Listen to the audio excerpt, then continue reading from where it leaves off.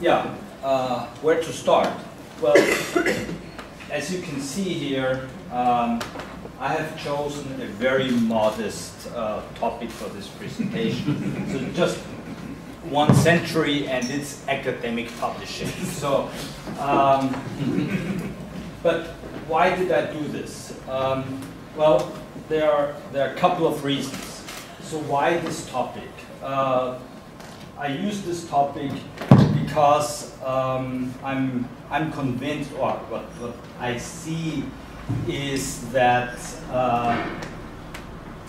our academic world is really changing very rapidly. And I'll talk about some of the reasons why this is the case later on. So it's not just academic publishing, it's the academic world in general.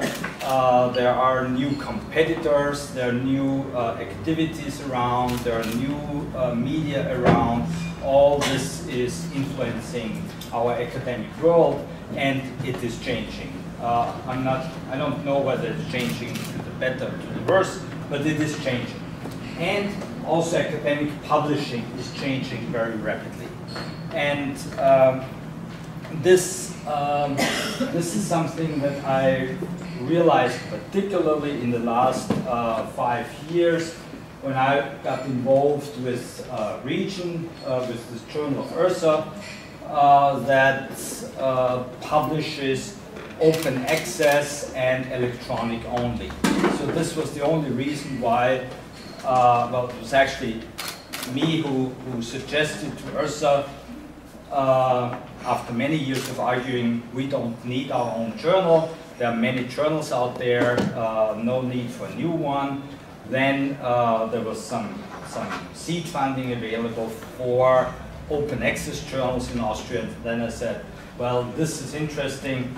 Let's try this new or kind of new concept of journals. Let's try to do an electronic only open access journal. And in doing this and being involved with Region, I got really convinced that also the area of academic publishing is changing very rapidly, and it has to change very rapidly because the current system that we have is not sustainable. And I'll make this argument in more detail later. Why am I making this, giving this presentation? Well, as Attila has said, I've been active in academic institutions for many, many years. I've been twice the president of the German-speaking section of URSA. I've been for many years in the European Organizing Committee at URSA. I've been in the URSA Council for a couple of years. I've been in the RCI Council. I've been vice rector at our university. So these are all things where you get in contact with questions like that. Oh, how do we evaluate journals? What are good journals? What are bad journals? And so on and so on and so on. And where should our faculty members publish? Where do we want them to publish? All these things that you kind of experience probably on a daily basis. Yeah, I've also published about some of these questions. So I've done some work which was actually stimulated by a question that I was asked. I think it was Manfred Fischer who asked me, do we have at URSA, do we have anything like a ranking of journals? And so I brought this up and said, well, we don't have any ranking of journals. Shouldn't we produce a ranking of journals? And one of the responses was, we don't need this, we have citation indices. And based on that answer, I started to wonder whether citation indices reflect the image that we as researchers have of journals. And I did a short online survey, asked people what are, in your view, what are the most important journals in regional science. So I had the rankings of the citation rankings on the one hand, and I had these image faculty evaluations on the other hand, and then I looked for correlation, and there was none. There was no correlation whatsoever. I then started to reduce the tail, said, okay, there are many, many journals, so I'll just look at the most important ones. I reduced this and reduced this, and I did not get any correlation. I got some significant negative correlation, but not a significant positive one, until I got down to the top 5 or top 6 journals. So there are important aspects in this question, and this is one of the papers that we published. We then did this very similar work also with Harvey Goldstein in planning. And for US planning departments, we interviewed faculty at US planning departments. The result was exactly the same. No correlation whatsoever between citation indices and faculty evaluation of these journals. But that's not the topic of today. The topic of today is really academia and academic publishing in the 21st century. And when we think about these two terms, we see on the one hand, well, academia, that's teaching, research, administration. We think we are arguing based on evidence, as we are reasonable, we are critical, we reflect, we engage in discourse, and all these things. There is interaction with peers, and they're very traditionally developed and well-developed standards for qualification and for quality check in journals, but also qualification of faculty and procedures for that. On the other hand, in the 21st century, what we see globalization in the economy in general, in societies. We see digitalization. A lot of the things that were just around in the past are now moving towards the digital world. So the claim that Nicolas Negroponte made in the early 2000s in his book Being Digital really is correct. He said everything that can be digital will become digital. And I think we see this, that things are just moving towards that because of good economic reasons. So it's not just that digital is sexy, it makes economic sense. Well, we see a lot in terms of communication and also miscommunication. Think about all these things that we hear from the US nowadays. And there is from society, there is pressure for relevance. We need to justify why we get all this money from society, why the taxpayer is spending all this money on research, on education, and so on. So it's this third mission argument which becomes more and more important. Well, when I put on the head of the economist and look at academia, I would argue that we are part of the knowledge economy. It is knowledge that we process. We input, or the input of our production process is other people's knowledge. It's the accumulated knowledge that other people have contributed to. We get this, we process it, we transfer it, transform it, and we make it then available at the output side. So on the input side, in the production process, and on the output side, we deal with knowledge. But knowledge is a very peculiar product because knowledge is a public good. Knowledge is a typical public good because its use is non-excludable.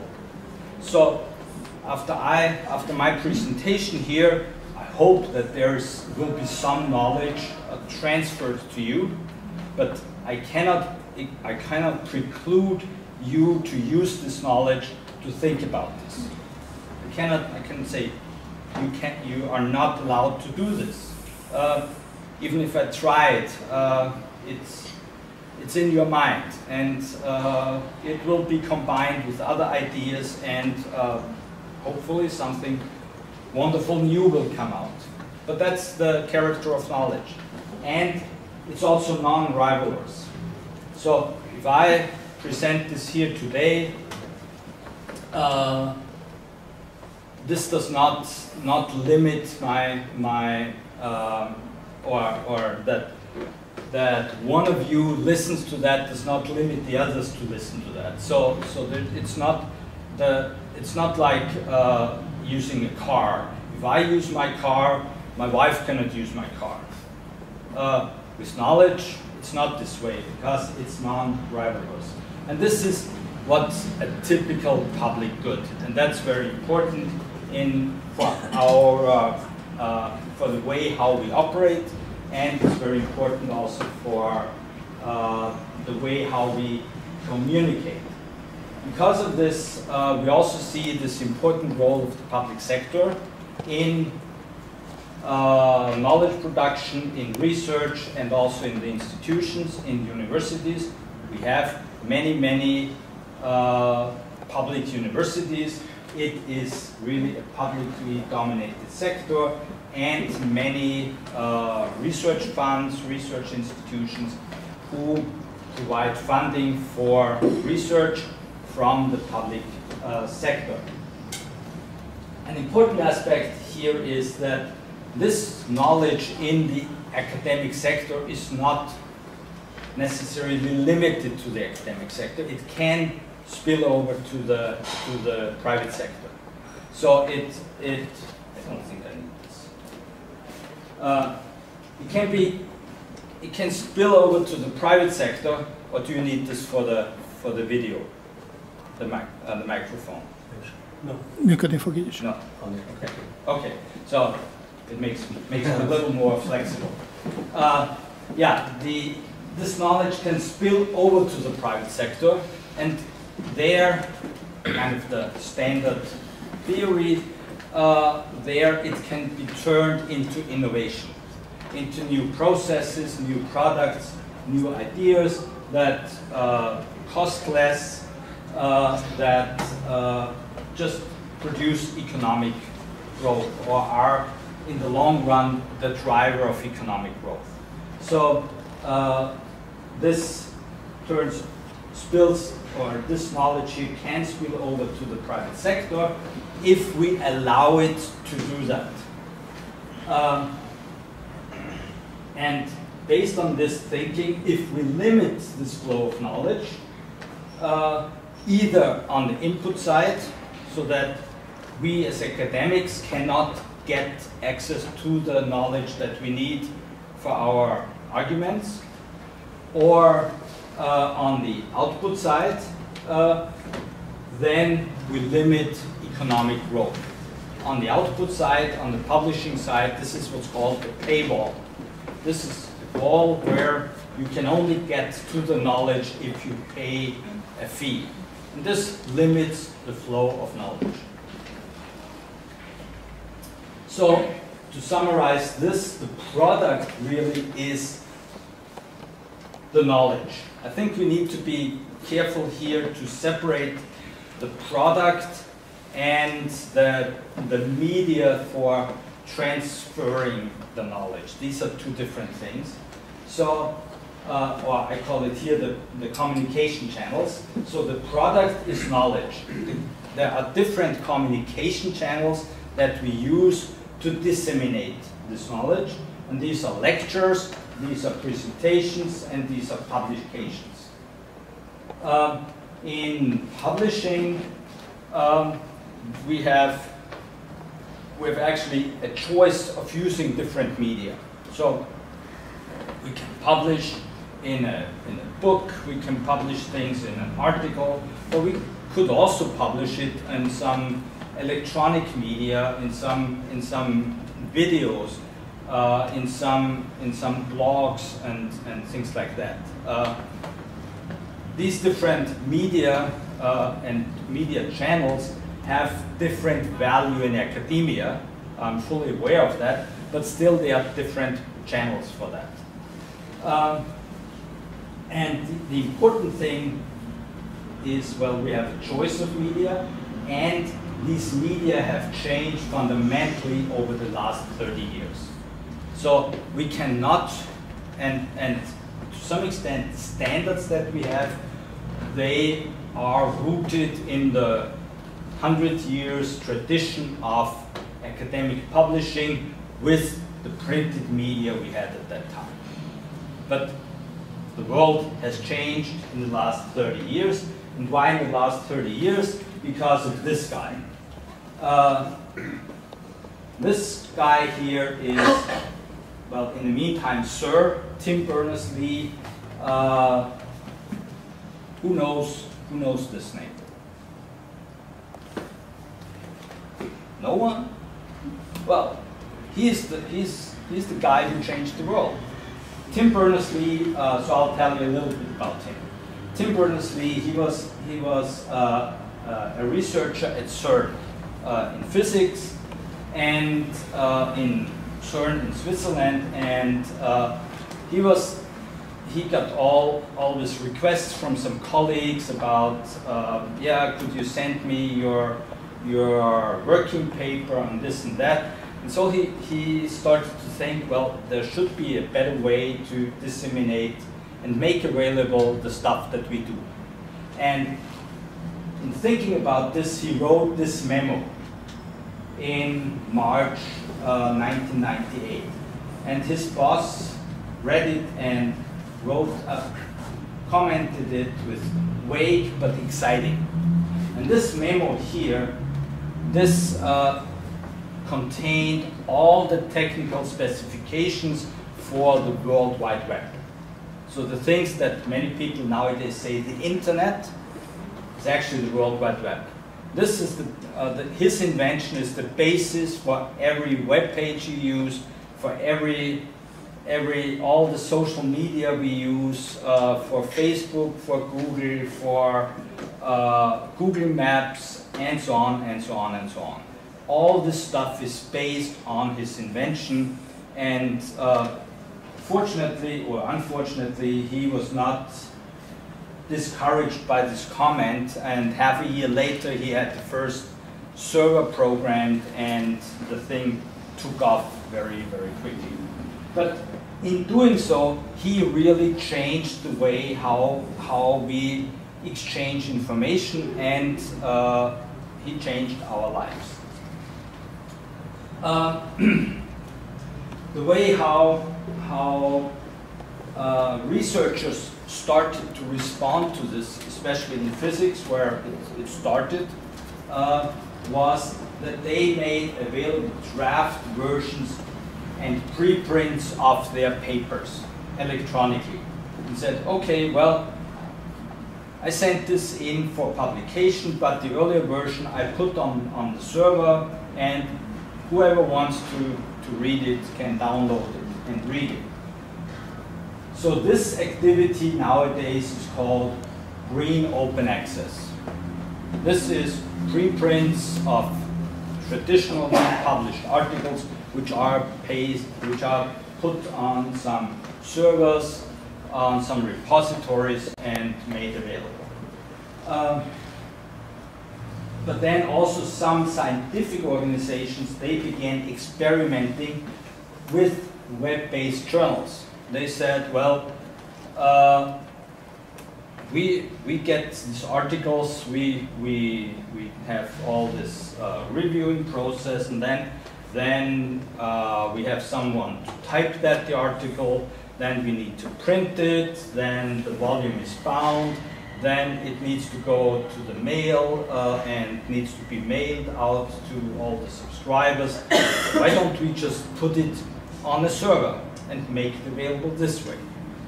And this is really the basis for what's today called gold open access. So he immediately, almost immediately after he had programmed the first server and the first browsers came up, these activities started. So academia jumped on this very quickly because it makes sense. It saves time, it saves cost, it saves money. So, what was that?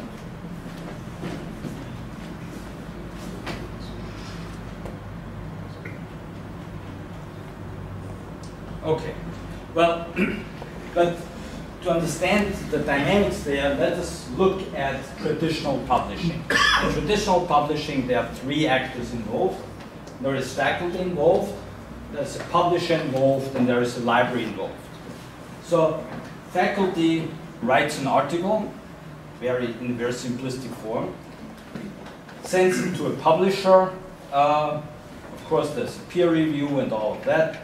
The publisher prints the article and sells it to the library.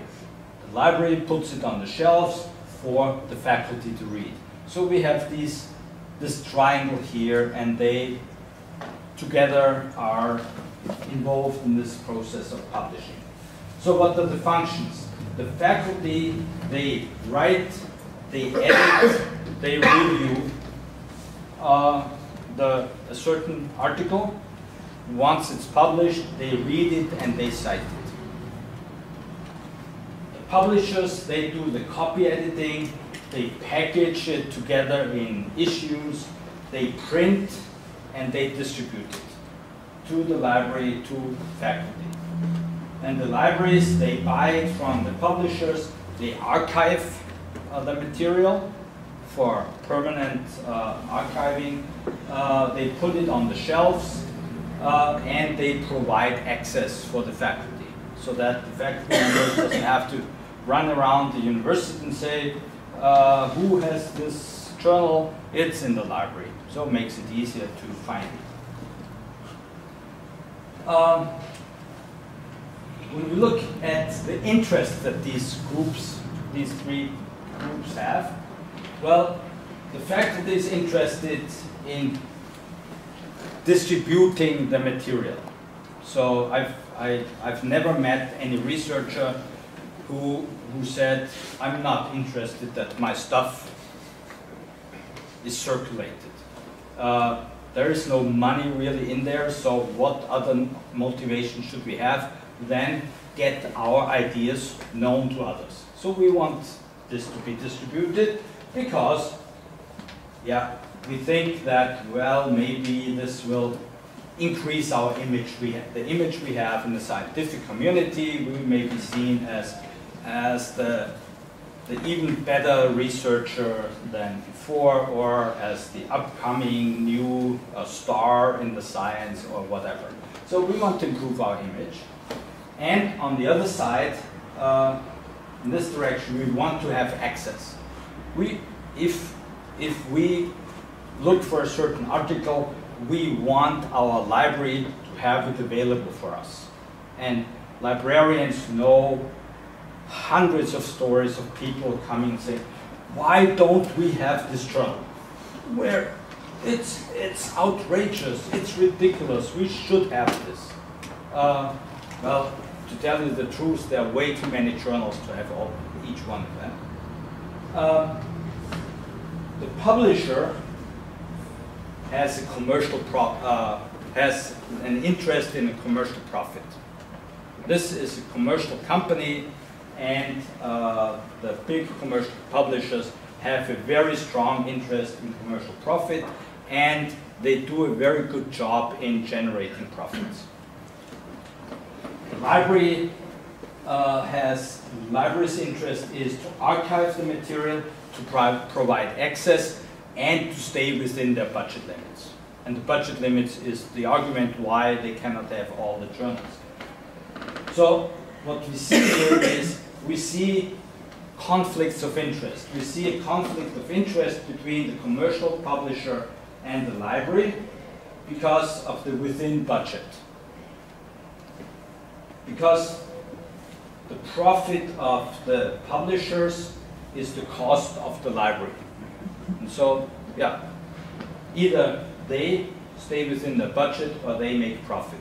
But both is difficult at the same time.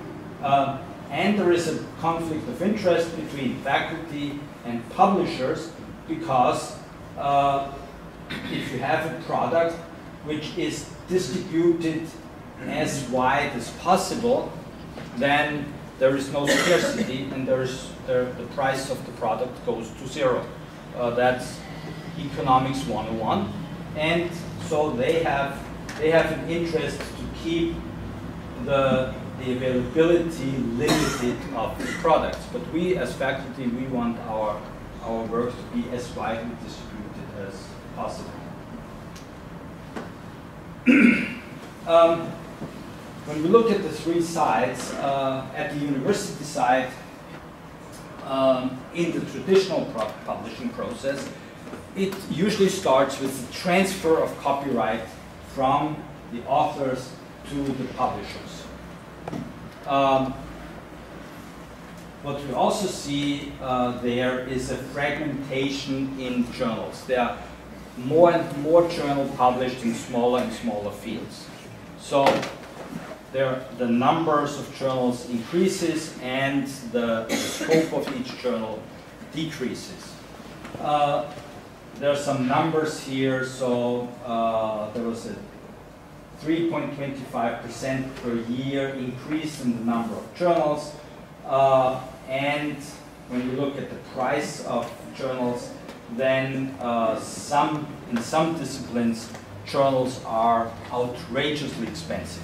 In chemistry, in average, 1 year subscription of a chemistry journal is almost 3,500 euros.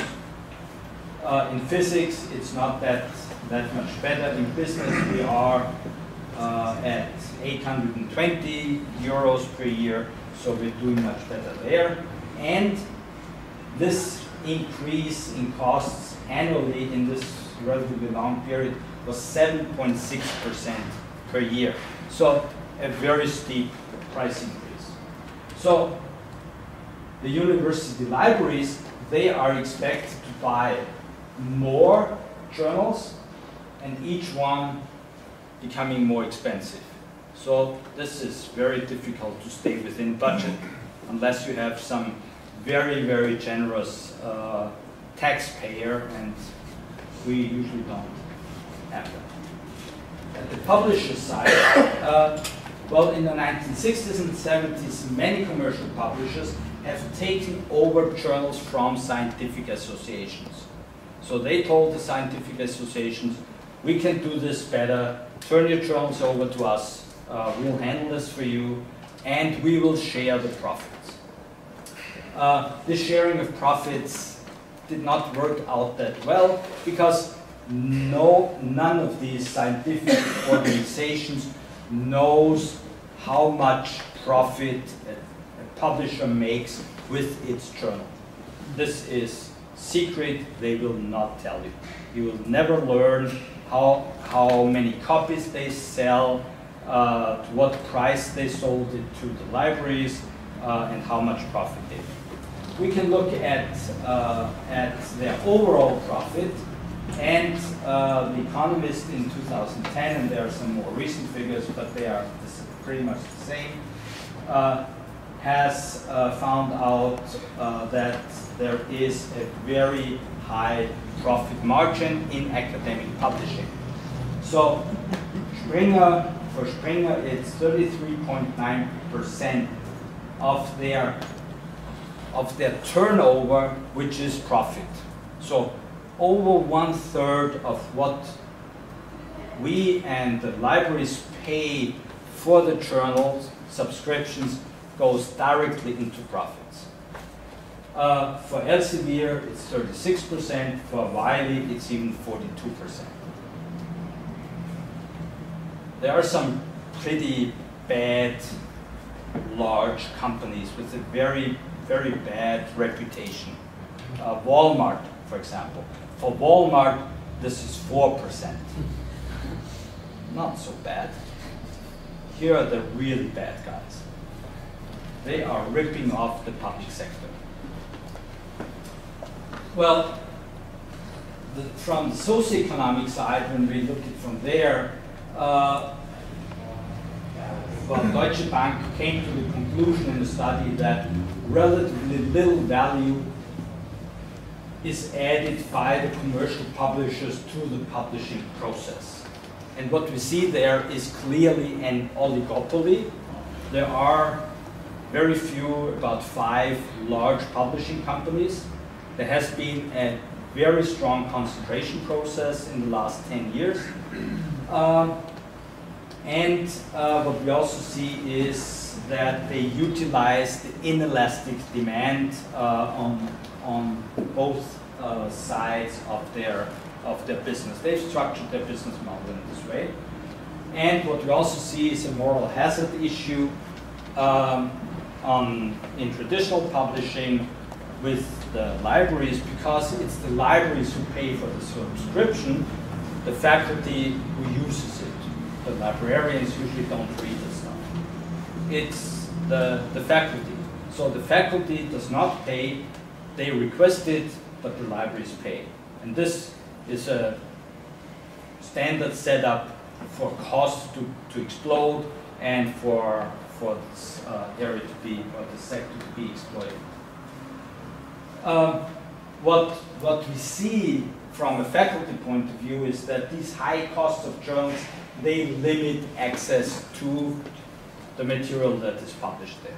So if you want your work to be highly distributed, then it does not really help if it's in a journal which costs some 1,500 euros a year of subscription, because only a small number of university libraries will really be able to subscribe to this.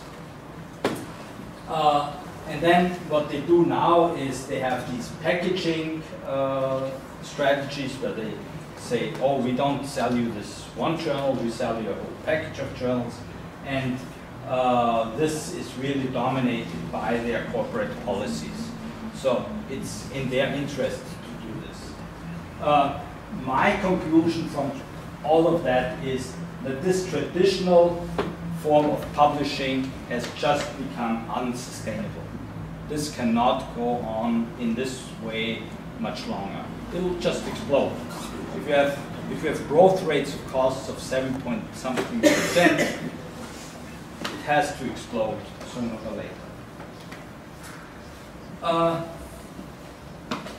But there was Tim Berners-Lee, and he opened up the door for electronic publishing and electronic media. And this is something that really drives the traditional publishing into a crisis. Why that? For a number of reasons. There are technical reasons, there are economic reasons. Technically, electronic access is much easier. You just click and you have it. You don't have to go to the library, you don't have to find out the call number, you don't have to go to the shelves, you don't have to copy it from the bound version, you just click and get it. So more and more faculty demand electronic access to this material. And of course, the library, the publishers follow the demand of their customers and provide electronic access. First, in addition, later on, only electronic access. There's a cost argument, and electronic distribution is much, much cheaper. You don't have to print, you don't have to bind, you don't have to package things, you don't have to put it into the mail. So it's a cost-saving argument for the publishers, and so they went also for electronic publishing. And there's also this opportunity to have something like live references via the URLs, so that instead of saying, okay, now I have to go to the library, I have to find out whether they have this journal, then I have to find the journal, and so on and so on.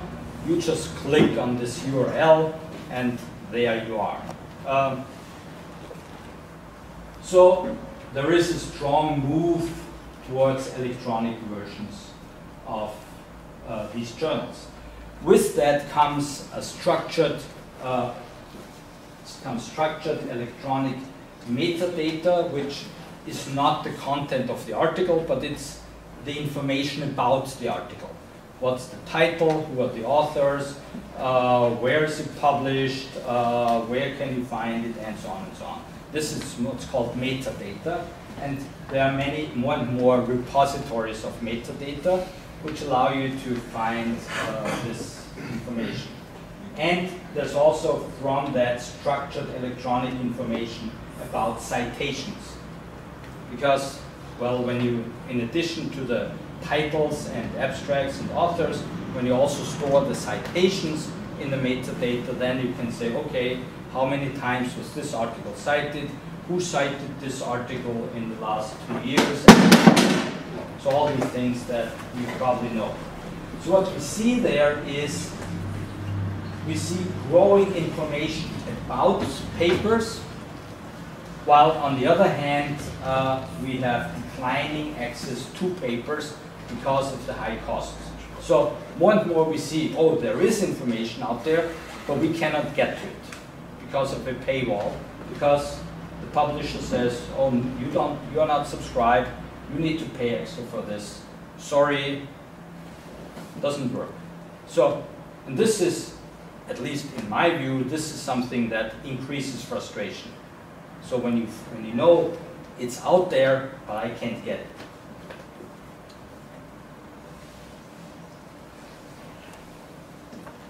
A side effect of electronic publishing, and there are good reasons why publishers went for electronic publishing, and the side effect of this is that electronic versions are much more difficult to control than paper-based versions. So a file is very easy copied. There's no quality loss when you copy a file. When you copy a paper version, after the 10th copy, it's really hard to read. Here, you can copy it 100 times. You can distribute it electronically. You can transfer it. You can duplicate it. That's very easy. And so once it's out electronically, it's actually very difficult to control. And this is why the publishers have turned now to copyright as an essential thing. So they say, oh, but you're not allowed to do this. This is illegal. If you pass along a file of a paper, you have access to someone who does not have access. This is very, very dangerous. I don't know a single case where any publisher has sued someone or anything like that. So much of that, I think, is just voodoo and scaring people away. But it brings up interesting aspects, because only when the publishers own the copyrights to the paper, they can keep the papers from leaking into the public domain. And the important thing to keep in mind is that originally the copyright is with the author. When you write something, you have the copyright. And unless you give it away to someone, you sell it to someone or you give it to someone, it's your right. And this is important to keep in mind. Because nowadays also many universities, they mandate faculty members to keep the copyright or to keep at least some version of the right, so that the paper can be published in an internal repository or anything like that. So the universities get more and more sensitive about these copyright issues. Well, yeah, there's also this reputation link, of course, between writing, reading, and citing. And we all know these citation indices as an indicator of reputation. I mentioned in the introduction that at least I have some doubts about the quality of that. And we have basically two large companies. Elsevier, it's the same Elsevier. Again here with Scopus, and I don't know who owns Clarivate Analytics, but this is the Web of Science that changed hands a couple of times in the last years. And they are the gatekeepers to this reputation link because they know the citations. But also here, a declining percentage of journals is included in their records because, yeah, for various reasons. Well, probably running out of time. I already mentioned these two forms of open access. Green open access is really papers are published in the traditional form and are put into repositories. And the key issue there is copyright or the right to do this. And most publishers realize that this is actually a form of advertisement for the article, so they allow at least a pre-print version of an article to be put into repositories. Gold open access is that papers are published in free electronic journals, so that the public can access these articles for free without the paywall, without the need to subscribe or to pay for this extra. Sometimes the author has to pay for public access. There are some estimates which say, well, it's less than 50%. I did a rough estimate based on the Directory of Open Access Journals, which says, well, is there a subscription, an article processing fee or not? And in the sample that I took, it was less than 30%, or it was about 30%, who had an article processing fee. About 2/3 were free, also for the authors. In Gold Open Access, the Open Access Journal provides the usual service, peer review, copy editing, and the key issues there are reputation. How do you build up reputation for your journal? That's the standard issue.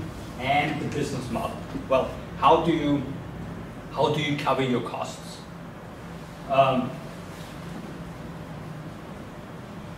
Not everything that is called open access really is open access, and there are versions of open access. Well, Elsevier is claiming that they are the largest open access publishers, which is a joke. Because what they do is this. They say, all right, if you as author want your paper to be widely visible, if you want to make it open access, then you have to pay, because we are a private company, we are seeking profit, and it's a pretty steep fee of about, in many cases, 2,000 euros per article. So actually they charge twice for the same article in the end, but fortunately, at least, yeah, the sources I used here, they said that this hybrid form of open access is not very successful, so it's not, it doesn't really take off. So these article processing charges, they come in different forms of submission fees. So you submit an article, and irrespective of whether it's accepted or not, you have to pay a fee. Or a publication fee. Your article is reviewed, is found acceptable, and then you have to pay for publishing it. Or open access fees. This is what I just explained before. Universities tend to refund these article processing charges. But also research funding agencies more and more allow for these expenses. In my view, article processing charges are not the solution, they are part of the problem. This is just another way of keeping the traditional business model alive. So it's just a third version of ripping off the public sector. There is another problem here, and this is so-called predatory open access journals. This new business model, which says, okay, if the reader doesn't pay, I just charge the author. This model kind of made this sector also attractive for some fraudulent actors, for some companies who just want to make money and do not provide the proper service. And because of the technological developments, the entry barriers are really low. So it's very easy to get into the sector, and you can just charge money and walk away with it. That's what many of them do. So many of them offer low or even no quality. They say they do peer review, but you never see any review reports. All you need to do is pay.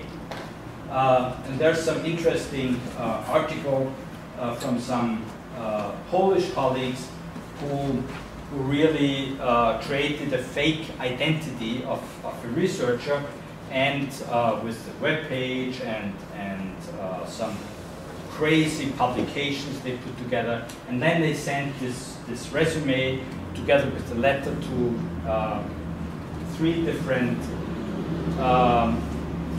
sets of journals, and said, yes, I'm this and this person, and I would like to become a member of the editorial board of your journal. And you see from these predatory journals, 33% of them accepted this. A couple accepted, but later said, no, we didn't do this. The yellow one is the ones who rejected, and there was 54% no response. So the red one is really the interesting one. So some of them even offered the managing editor to this person, to this. The funny thing was the name they gave this person really meant a fraud in Polish. So if someone with Polish saw this, would have been alerted immediately. But yeah, in the titles in the directory of open access journals, it was 7%, and in journals indexed in journal citation reports, it was 0%. So yeah, there is some problem out there. There is a very famous web page, which is Spiel's list of predatory journals and publishers. It's a database where you can look up the title of a journal or the title of a publisher and find out whether it's on this list or not. If it's on this list, just ignore it. They are sending out lots of emails, so I bet you all got emails saying, oh, we read your article, so and so, and we would be happy to, or we think you should be in our editorial group, stuff like this. So I think the right strategy is to think, does this make sense? In most cases, the titles of these journals are outrageous. So they are the journal about everything in the whole wide world or something like that. So think, check, and then submit. So don't just submit, but take a close look. Unfortunately, this is necessary nowadays. So who are the drivers of open access? Yeah, I'll go through this very quickly. I mentioned before that, well, many research funding institutions, public research funding institutions nowadays require that the results of the research they fund is made available open access. Government bodies require this because they say we don't want to pay twice. We have already paid for the research. The universities, they mandate more and more, they mandate faculty should not give away their copyrights. the libraries are facing more and more cost constraints, and the faculty want their work to be as visible as possible. So these are really all arguments for a more open model. There are a couple of interesting institutions, and well, before I go into that, I would like to say that in this area, it's not the case that we have to invent something. Everything is there. We just have to use it. It's all is developed. So there is this directory of open access journals, and they moved more and more towards a quality controlled directory. So they have some minimum standards to be accepted in this directory. There is a very interesting initiative which is Crossref, and Crossref is really a database for stable article URLs. And this is what you should put into your reference list. The problem is the following. The publishers put out these papers, electronic versions, and there is a URL. So you cite this, you put the URL into your references, and then Springer or Elsevier or whoever decides, we need to restructure our database. Our web pages. So the URL changes because they move stuff from one directory to another, and all these URLs don't work anymore. So they're all dead. This is where Crossref comes in, and Crossref says, oh, wait a moment, we offer a service to you. We offer you a DOI number, and this DOI number will not change. This is unique for this article, and it's not going to change. This will stay permanent and forever. And all they do is really, they have a database with the DOI number and the URL. And when the publisher restructures, they change the URL here in the database, and everything's fine. And so what you cite is the DOI number, and all the lookup of the data of the Crossref database is done in the background. You don't have to worry about this. So when you click here, you get to this database. Crossref looks up the URL and passes you along to this page, which is the so-called landing page of the article. And this doesn't make any difference whether it's an open access journal or a regular journal, because whether or not there is a paywall behind this doesn't have any effect for the landing page. And in this way, Crossref is really a nice supporting initiative for open access journals, because when you click this through this list of reference, and you hit the paywall, just click the next one, and you may find an open access journal, and then which one will you cite? Which one will you use? Probably the one that does not charge you. So this is Crossref. There's also a legal side to this, and this is the Creative Commons licensing, or Creative Commons. And this separates the copyright from the right to use. And Creative Commons is a standardized set of legal statements about the use of an article. So you can state something. I can state here, for example, that this presentation that I give here can be used with a Creative Commons BY-NC license, which means you have to say, BY means you have to say that I did this, it's my work, and NC means non-commercial. So as long as you don't make money out of this presentation, it's fine with me. You just have to say that I gave this presentation. So it's proper reference. And this means that the copyrights really stay with the author. And this has also implications for you as an author. Because in the standard copyright schemes, the stuff, the papers that Attila wrote, strictly speaking, he's not allowed to use in his class because the copyright is with the publisher. We as authors would need to go to the publisher, say, oh, we wrote this in this paper. We would like to use this in our lectures. Are we allowed to do this? And yeah, in Creative Commons, the two things are separated, and usually Creative Commons means everyone is allowed to use this, and academically this makes sense, I think. So it's academically, it's a much more sensible way of operating. And then I've already mentioned Beal's list, so here's a screenshot of Beal's list. That's important to keep in mind, to check when you are, before you submit the paper, when you're asked to referee a paper, when you're asked to do something else for an article or for a publisher, when you get invited to become a member of the editorial board, check Beal's list. If you find them there, stay away from that. Two more institutions of open access. There is LOCKSS. And LOCKSS is an acronym for lots of copies keep stuff safe. And this is an initiative which solves the concerns of librarians.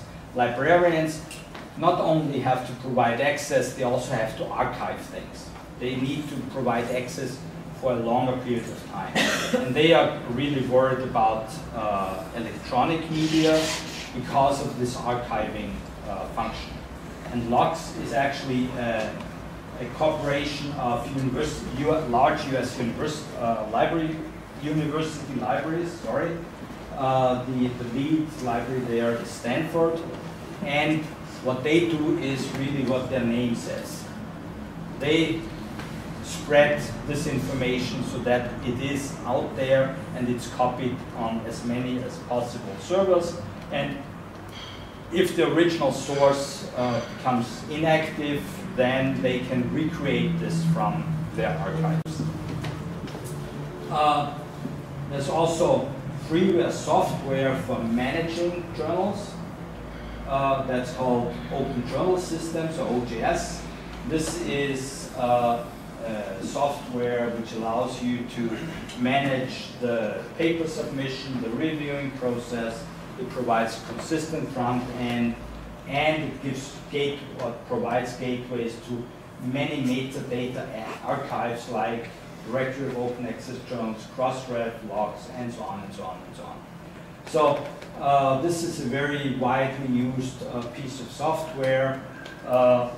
Their latest conservative estimate is close, well, 9,000 and some journals in 2017. The largest numbers of journals actually in Latin America and the Caribbean, in Europe and Central Asia, and East Asia and Pacific. So each of them, well, the first one slightly over 1/4, the other two about 1/4 of these 9,000 journals are there. So the US are actually far behind because they have their large commercial publishers. Well, I'm convinced that the future of academic publishing is open access. You probably have guessed this by now. And for all these reasons I've given, there are economic reasons, there are institutional reasons, there are technological reasons, and for us, it implies, open access simply implies more readers, because there is no paywall. So an article can be read by someone who is not associated with the university library, the general public. There are large parts of the world who simply cannot afford to subscribe to these journals.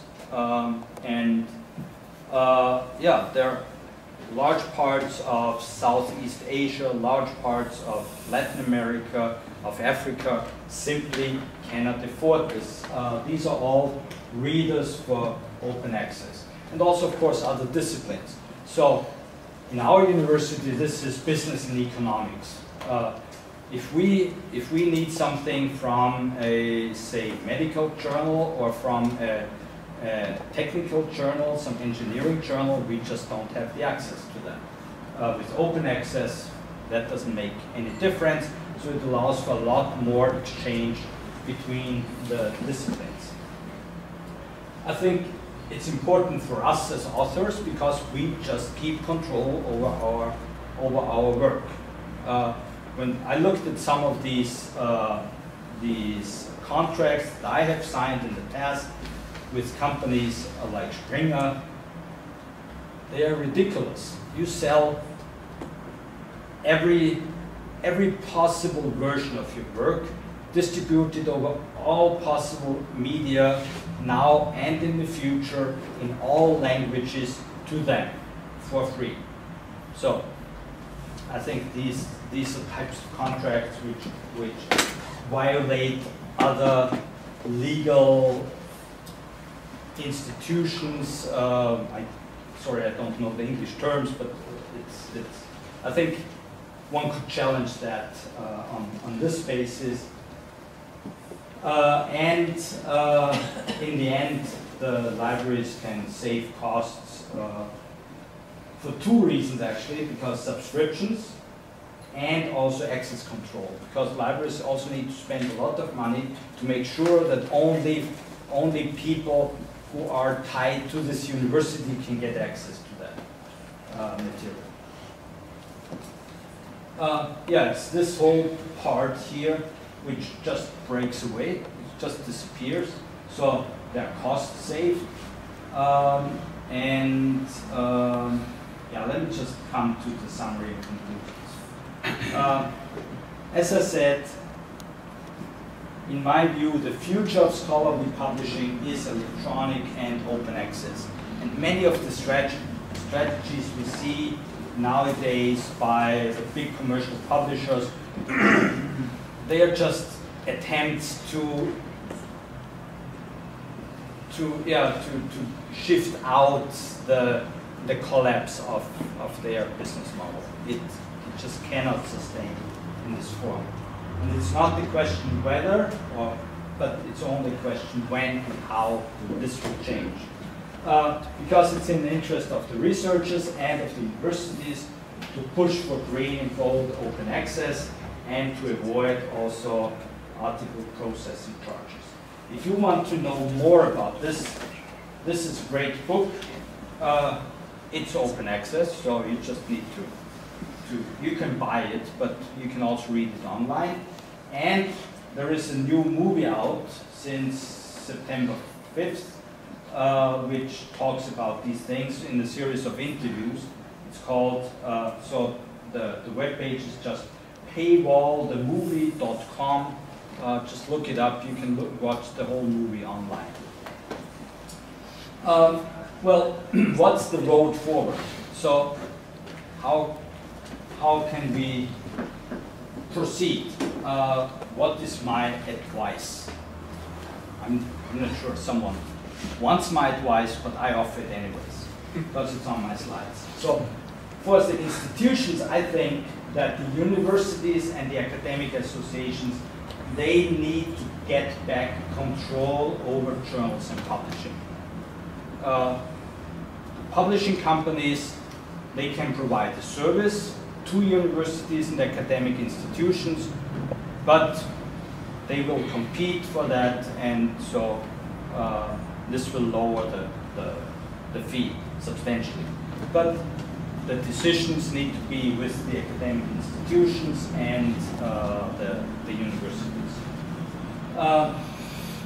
So they should contract the service of publishing to publishing companies on a competitive basis.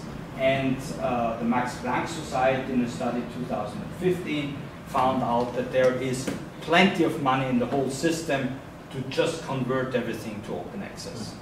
and so it's not a financial problem. The only problem here is that some associations really live from the profits that are generated from their journals. So they, even the small parts the publishers give them are enough for them to keep them happy with this. I think the institutions need to develop something like a rating system for journals, which does not just say, oh, citations is the one criterion and nothing else. There is a trade-off. There's always a trade-off in life and economics. And there is a trade-off between citations and the business model. And the reputation is something different than the citations. And whether there are quality control criteria or not. So we really need to get some assessment of journals, and they need to say, okay, this is how we operate, and then this generates points, and we can aggregate these points, and universities can then say, oh, we only fund you if you publish in journals with at least that many points. But it should not just be one criterion, it needs to be a range of criteria. So this should be based on verifiable reports and audits, and for a fee, and then every journal can be requested to be evaluated. This also ties back to Elsevier and Web of Science, because they are nowadays really the gatekeepers for many journals. So we, region, we applied to be included in Scopus. And when you go to the Scopus webpage, it says, well, it may take up to a year for them to decide. So we applied for that, and then they have online, you can see where is your application. And our application, we applied, I think, December 10th, 2016. And by December 1st, 2016, our application was still just submitted. Nothing has been done with that. And then we were accepted. Now we are waiting at least 3 months already, no more than that, for them to put the material into their database. So they are really limiting journals, probably for strategic reasons, because it's Elsevier who owns Scopus. And so they just want the competition out. And so we should avoid this, and would also generate incentives for journals to improve in one way or the other. I think that it's very dangerous that universities and research funding institutions fully fund APCs. They should require something like a contribution by the author, because that then implies some decision making by the author. So they also then care about this side publishing, and they need to better educate their faculties about copyright, and that they own the paper before they give it to the journals, and it's not such that the journals do you a benefit when they publish your paper. It's their business. So they need to be quite, they are usually quite happy when they get the good paper submitted. And without good papers, they have a real problem. So they compete pretty fiercely for good papers. And I think the university should require authors to keep as many rights as possible on their papers, to some extent like they do with patents, where they have pretty strong mandates. For individuals, well, I would say in general, if there is a choice, go for open access, where I do not mean to pay an extra fee to have your paper open access, go for a real open access journal. But in all respects, in what way you publish, what you read, where you act as a reviewer, and what you cite. So in all these cases, think and check first, Beale's list, before you do something. As a principle, I would suggest, and I try to do this as much as possible, never ever pay for publishing. So before I became a researcher, I worked as a journalist, and I was used to be paid for the things I write, and so I always found it absurd to pay for the things that I write to be published. And so far, I think I've avoided this, or my memories slipped, but I think I did. Yeah, citation indices should be viewed critical. And for senior faculty, I would say they should implement this advice in a strict way. So if you don't have to build up your academic career, if you have a pretty good reputation, then I think you should just go for open access, publish open access, to help this whole system to shift towards this form of publishing in the 21st century. That's it. Thank you very much.